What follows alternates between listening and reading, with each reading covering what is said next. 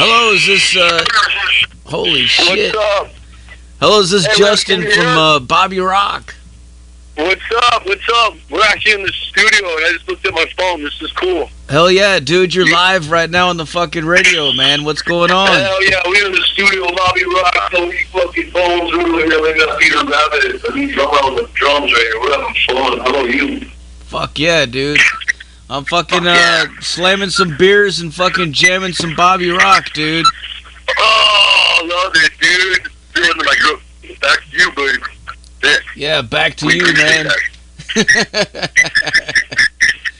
How's it going out there? How's the weather? How's the women? The fucking, is great, man. I can't complain. No complaints here. Okay, good. Hell yeah. Hell yeah. So, Appreciate you taking the time. so tell us about this fucking shit, man. Tell us about Bobbyrock, dude. What are you guys doing? What's going on in your world? Fuck, man. Well, it's hard right now because we have a drum. Everybody's separated, but we're still together. So we got our bassist that's in Phoenix right now, and our fucking drummer that's in right around Orange County, and we are collabing on everything right now to get some basic singles out because we just toured and we're back and we're just trying to get rock and roll. Yeah, that's basically it. Hell yeah, man. So, Yeah, we got some singles coming out, shows, local shows, and videos, music videos. You know, this industry does not stop. It doesn't sleep for one. Nobody ever. No. hell yeah. Hell yeah, dude. I heard that, man. Fucking, so tell us, how did this band get started, man? Take us back to the beginning. So maybe back in, I want to say, 2012, I was drumming in a band called Ed Stanley. I was with them for 8 or 9 years, and then when it kind of ended, my middle name is Robert, which is Bobby, so then it was Justin Bobby. I was on the show The Hills forever, and then they would come up and say, Bobby, you rock, that kind of thing, and then I was like, oh, that's cool, and then a chick, like, drew it on her tit, and I was like, that's even cool. Then my boy made me tattoo it on him afterwards, and that was cool, so it kind of just stuck, and then I played guitar, and I've probably been through, like, 15 musicians. That's been me, and now I got my boy T-Bone with me for the last year, and we're actually working with a new drummer tonight. Peter Fontes, amazing little fucking punk rocking maniac, womanizing fucking awesomeness, and we're stoked to have him right now. He's a machine. I'm sweating. I don't even have my breath, so that's what he's doing. Hell yeah, dude. That's a cool story, man. So the fucking, the name was pretty much given to you. Yeah, man, by fault. I mean, I don't necessarily like it because every time when you want to have a band, you want to have a camaraderie, and you don't want to be that one musician asshole that's like, this is my name. I hate that, and I've changed the name 3 or 4 times, but the musicians don't stick around, so it always goes back to what it is. And fuck me, I mean, that's the way it is. And I would change it again if I know everybody would stick around for life. Well, it is what it is, man. But I think it's fucking cool, dude. Fucking. Thanks, man. We appreciate it. The songs. Foo Fighters don't like their name either. Oh yeah, the Foo Fighters. Yeah, they don't like their name either. They don't like their name. Foo Fighters, they don't like their name. What the fuck? Many imitators, but there's only one Bobbyrock. I've never interviewed. What time is it out there? How's the viewers? You guys do really well. We're really happy to be on this spot with you. Check you guys out. It was cool, man. Hell yeah, dude. Hell yeah, what man. What a time to catch this.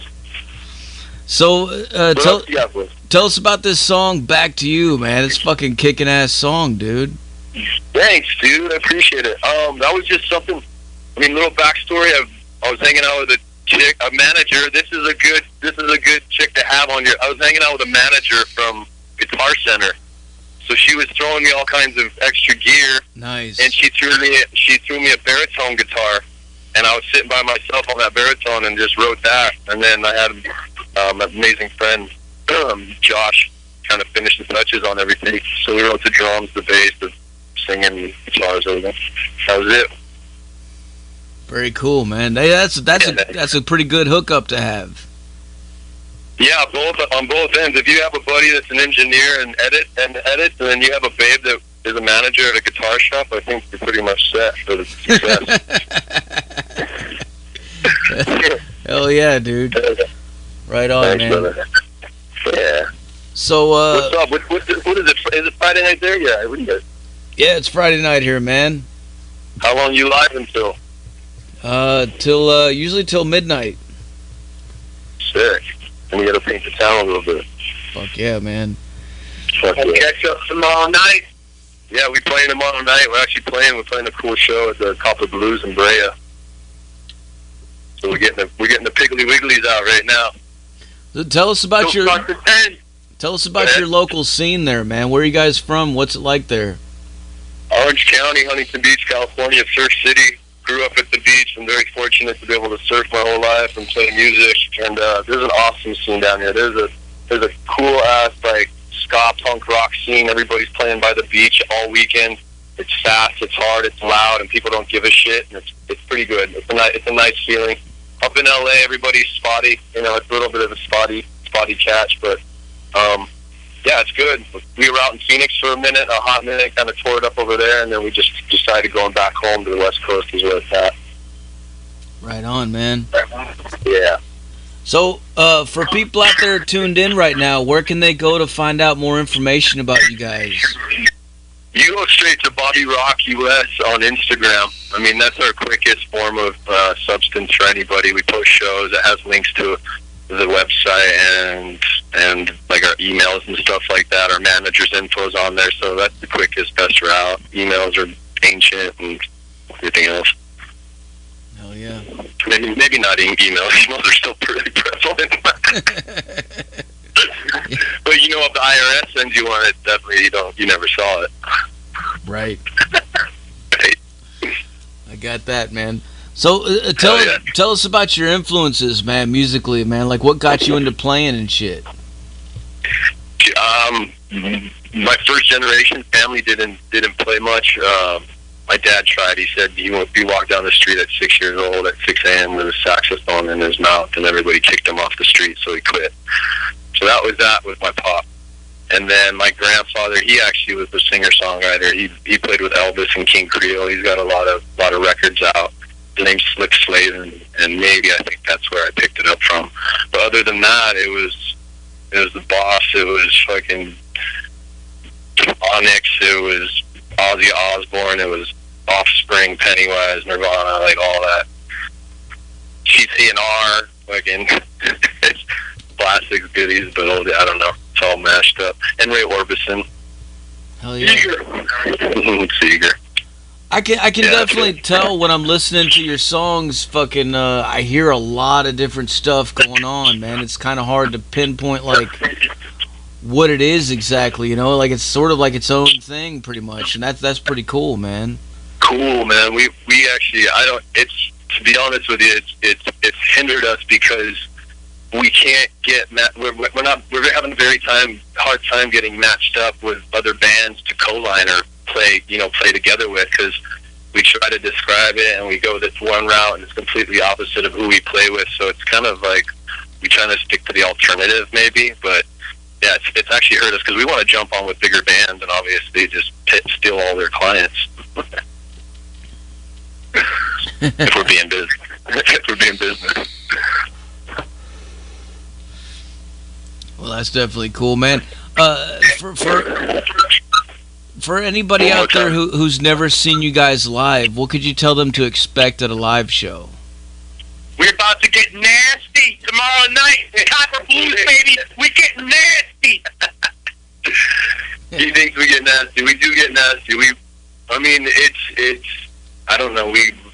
I think if you come to a live show, we'll at least touch every element that maybe what you come in to seek for. And I think the energy up there and the sound. We're a heavy three-piece. I mean, we'd love to open up Metallica one day, just be punks of Metallica, but it's got that heaviness to it, and we will rattle your bones. And I got a lot to say. It's a lot of Freudian slips, and I talk a lot of shit. There's a lot of animation.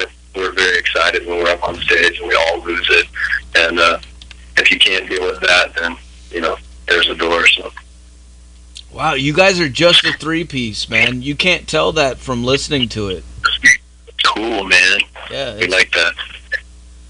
That's fucking. Yeah, I mean, I play a bigger guitar, like I was on a baritone, but now I'm on a fat guitar with stick strings, and T-Bone just he just musters in his big neon strings, and we got heavy hitting drummers all over the place. So it's relieving. It's relieving to have and to hear. And you know, when we're done, we're just like, that was awesome. So fuck yeah, man. Yeah. Well, one question I like to ask everybody that comes on the show, man. What's one of the craziest, most fucked up things you've seen at a show, either your own or somebody else's? Besides spit fights, you know, I'm going to tell you, there's two parts to this story. There's a quick one. We stopped on my, I don't know what birthday it was, maybe my 28th birthday. We went to see Social Distortion, and my buddy, who's no longer with us, he had some real deal off the internet, like stink bombs, and we blasted 3 of them in the pit, and the whole show had to stop for like 30 minutes. And we were all just fucking skunked out, like everybody's grabbing air, and we're just like, and he's like, we did, you know, up on stage, they're like, we did not cause this, we'll be back in a minute. That's fucked up. And then one of the latest ones I think we were playing at the Tiki Bar in Orange County, and we had like a 7-hour drive from Phoenix, and we just got there, and we were late, and like they were late, and we were just pumped to play, and a lot of our fans were leaving because it was so late. I don't know, when you play live and you're stoked on your fans being there, and the ones that love you gotta leave, you know, your night's a little bit off. So the last 3 songs, we just went ape shit, and I think I lost a little bit, and I went outside to the smoking patio, and there's this trash can, and I just picked it up and threw it in the air, but it was filled to the rim with, like, from a taco truck. So all this fucking burrito taco mess just went everywhere while finishing up this song. I felt so bad that I was finishing this song with one hand and picking up trash with the other. And that was that. That was stupid. Dude, dumb stuff. I don't think anybody's ever told me that they fucking threw stink bombs into a fucking pit, man. That's fucking crazy, dude. I fucking love it, dude. And you know what? I hope someday it happens to us, and I'll just look at the stars and laugh, because that's what it's about, dude. What were people doing, man? Were they? Well, they were coughing. They were like choking. They were coughing and holding on to each other, and then like the band totally stopped and looked at each other and like, what the fuck was that? And I mean, we were just laughing, and we tried not to laugh, so we ran out to not get caught. But it was a cool experience. That was my boy Dino, and you know, unfortunately, we lost him fucking 6 years ago to heroin, which you kids should not ever do. Don't ever touch that stuff. Don't be a part of it. It's not good for you. It's not good for the ozone. And I took a good friend of mine, and I miss him every day. So, but that's the story I have with him. Yeah. Right on, man. Yeah. Well, another question I like to ask everybody, man. What kind of what do you guys do? Do you guys like to drink beers? You smoke weed? T-Bone can shot whiskey beers. Yeah, he likes whiskey, good whiskey sours. He likes a 30-pack to himself on a long night of rehearsal. He likes to have the new oil drip pen dangling from his mouth time to time. And we'll all get loose. Well, it's California. Weed's legal. We don't know Peter Rabbit. He's got some shit locked up. Our new drummer. Yeah, okay, so he said he's got issues. Oh wow, okay. Yeah, you're learning about our new drummer right now. Well, cool, man. You were talking about a baritone guitar, man. So I got to ask you, like, what kind of gear do you guys use, man, as far as amps and pedals and shit like that? Good question, dude. You're a good journalist, man. I like it. It's rare because on the west side over here we get goofy ass questions like girlfriend stuff and like, you know, not to the root of what we're about. So we appreciate that. I'm always running a Marshall cab. I'm usually a Gibson guitar guy, but I've been stuck on my Fender semi-hollow body. I go wireless. I have a few pedals up there that I kind of cover up so nobody can steal that little sound that we like. T-Bone's rubbing off an Ibanez, and he's got 410 cab and 115 Ampeg. 1,000-watt head because he blows anything under that. Anything under 1,000 watts, shit smokes. Fuck yeah, man. Well, the sound is fucking massive on these songs, dude. Fucking it's fucking cool. And it's rocking, dude. I love it, man. Yeah. Thanks, dude. We appreciate that a lot. Lots of energy. I mean, it definitely gets you going, man. It makes you feel like fucking jumping around and fucking trashing shit. Yeah, we had a really cool compliment. We were on KLOS over here, and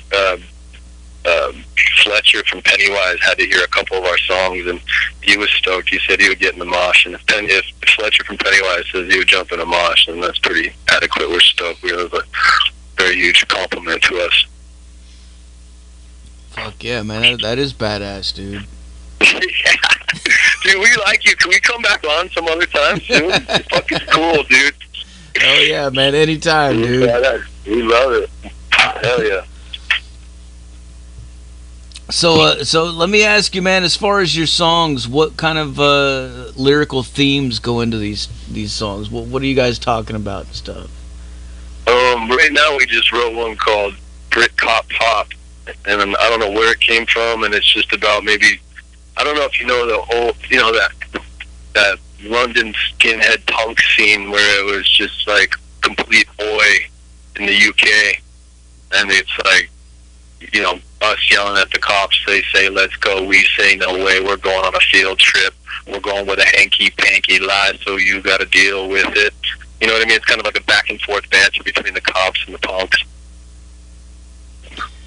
I remember reading an article with Ozzy, and fucking they were talking about the early days of Black Sabbath, and they were saying that there was a lot of fucking Nazi punks that used to try to beat them up all the time and shit because they were, I don't know, not like them or something.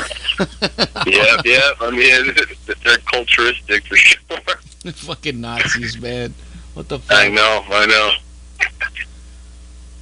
So we're just going a little Britcop pop over there. But then to be honest, most of them are Freudian slips. I mean, it's things that pop off the brain, maybe a feeling, maybe you touch on some emotion, and then it comes out. Very organic. Thanks, dude. Appreciate it. Hell yeah. I mean, we're a product of the 90s, like early, you know, kids at 90s, and then like blossoming in the early 2000s. So we had that whole era. So, well, speaking of that, man, what's your take on the musical fucking climate of today? Confused, maybe. There's so much that's out there now because everybody can exploit themselves with the touch of their fingers. So, like, real shit is hard to come by, and when you do have it, you don't even know that it's real because it's so saturated. So, I don't know. I mean, fuck. It's. I mean, it is. I mean, I think it goes deep into politics of record labels getting pushed on festivals and getting your songs pushed to the top and pushing them down people's throats and ears so that you become that. Rock and roll's still alive, bro. It's still alive. It is very much alive. It's the business aspect is very much confused. Well, like you say, it definitely is easy for just about anybody to press a button and all of a sudden they have songs out there and they're able to, you know, be an artist and be whatever. But, like, as a radio person, I get fucking so much stuff sent to me, dude. It's unbelievable. And I can't tell you... Bad or good? A little bit of both, you know, like there's a lot of it that just sounds the same, and I'm like, fuck, man, you know, like, but I gotta give you guys a compliment here, you know, when I listen to your songs, that's one thing I really liked about it, dude, is it sounds fucking different, man. It sounds different from everything else that I'm hearing, and that's really, really cool, man. Thanks, man. What would you call it? Because we have trouble naming it. We don't even know, man. You sound like Ding Dong. I don't know, you know, like I was sensing some punk in there, but then I was sensing some fucking, you know, like some rock, and then a little bit of, you know, it's got a heavier tinge, like it could be leaning towards the metal, but it's fucking, I don't know, man. It's really hard to say. Cool, man. Well, we like that. We've just been calling it alternative punk rock because we do play some slow, sensual stuff. We got a cool lady fan base, and they're very supportive. So us thrashing every song, it's not good for them. So we soften it up. We throw a lot of slow tunes in there too. Sounds pretty nice. So we throw that alternative aspect. Well, speaking of lady fan bases, who in the band lands the most groupies? Not me, man. I'd say the drummer. You just leave it at that. The drummer. The drummer's the one that gets stuck with all the STDs. They do. They gotta carry it around like they're set. They're stuck lugging shit their whole career. Fucking shit, man. Hell yeah. Speaking of, did you play? Have you played? Have you been in bands, man? You had to. Oh yeah. I've played. Oh yeah. I had a solo one-man band called Brutal Death Fuck, which was. That's awesome. That's awesome. I was. Where can we hear it, everybody? On Bandcamp. There you go. Hell yeah, dude. Oh yeah, I like that. So you know what it's about, man. You know everything that it's about. It's that everything and everything more. Fuck making yeah, noise. Man. That's what it's all about, dude. Just having a good time and making some noise. Yeah, dude, you gotta obey the groove. Definitely, man. It's gotta have a groove, and you know what? Like your music, you were asking me to describe it, and I think the best description right now in my mind could be just beer drinking music. How many beers have you had, dude? That's fucking awesome. Played a lot of bars. We have played a lot of beer. We have played a lot of bars, man. God. Beer rock. That's beer rock. Okay. And if it gets your head moving and tapping, and then you think you get some of those lyrics get stuck in your head, then we did our job. It does, man. It does. It makes you lift the leg and start fucking pounding the fucking ground, dude. And then next thing you know, you're pounding your fucking fist in the air, and then your head banging, and you're fucking like, yeah, dude, what the fuck is this, man? Cool, man. Yeah, it pulls. I mean, fortunately enough, we get to play it, so we get in these modes where I swear, if there was any, it's like ayahuasca for rock and roll. Like we're just throwing up demons. You know what I mean? Just throwing up demons everywhere. There's another band that I really like called L7, and this sort of reminds me of like a male version of L7. Oh yeah? Yeah, a little bit. Like that's I was hearing a little bit of that in it. I don't know if that makes sense. We're gonna have to look that up. Yeah. We have to look up L7. Is that like Battleship? Is it like Battleship? L7? Boom. No, it's some fucking female band from fucking Seattle from the 90s. Hey, we ain't mad at Seattle. I wouldn't mind if I took the group up there for 6 months and played. They really respect black musicians up there, and they really listen. I got a cool little tingle for Seattle up there. They definitely know good music, as they should. Oh hell yeah, dude. Oh yeah. A lot of energy, a lot of fun. Yeah. Good times, man. Well, guys, I'm about out of questions for you, man. Is there anything else you want to add to let the people know?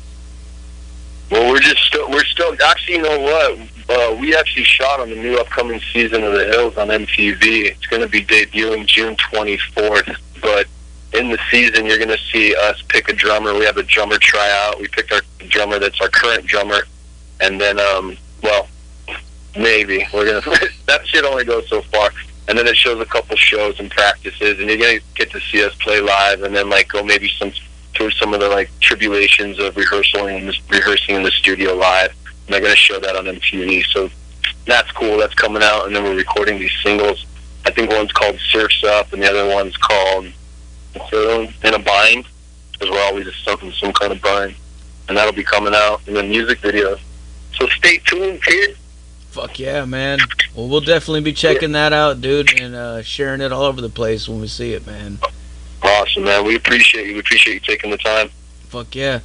Well, what I'm going to do, before I let you guys go, I got to get you to make us a station tag, all right? Sure. All right, whenever you're ready, say something like, "This is Bobbyrock, and you're listening to Metal Devastation Radio." This is Bobbyrock, and you're listening to Metal Devastation Radio. Boom! Nice.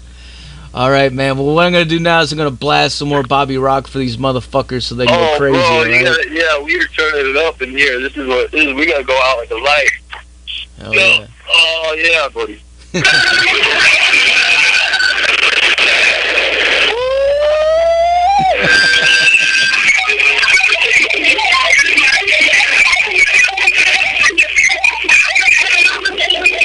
That's what I'm talking about. Well, there you go, folks. Fucking Bobbyrock live interview on the Zach Moonshine Show. Like I said earlier, crank it the fuck up. Put your speakers in your fucking windows. Put them in your front lawns. Put them in your fucking neighbor's fucking driveway. I don't give a fuck where you put them. Put them somewhere where people fucking hear it. And if you don't see U-Haul trucks in your fucking neighbor's driveways tomorrow, you're a fucking pussy and you didn't fucking turn it up loud enough. Period.